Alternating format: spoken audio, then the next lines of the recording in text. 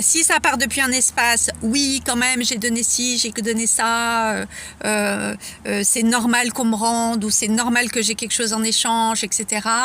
Ça part depuis un espace de victime et de manque. Donc ça ne peut pas fonctionner et il y a 8 chances sur 10 justement pour qu'on attire un bourreau.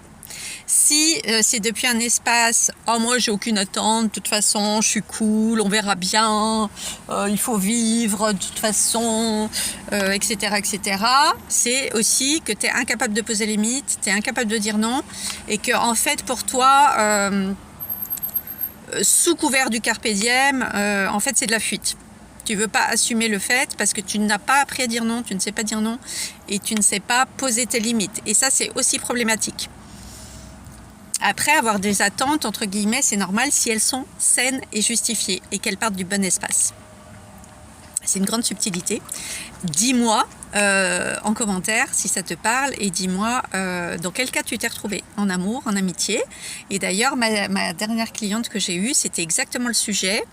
Il y avait un sujet comme ça autour des loyautés avec des amis et dès qu'elle sentait que les amis n'allaient pas être loyales ou que ça n'allait pas être juste, entre guillemets, dans la relation, eh bien, la personne coupait la relation ou voilà, ne maintenait pas le lien. Et en fait, j'ai mis comment dire, en lumière le fait que quand c'est comme ça, et ben forcément, c'est pas bon. Le deal, il est mauvais déjà depuis le départ.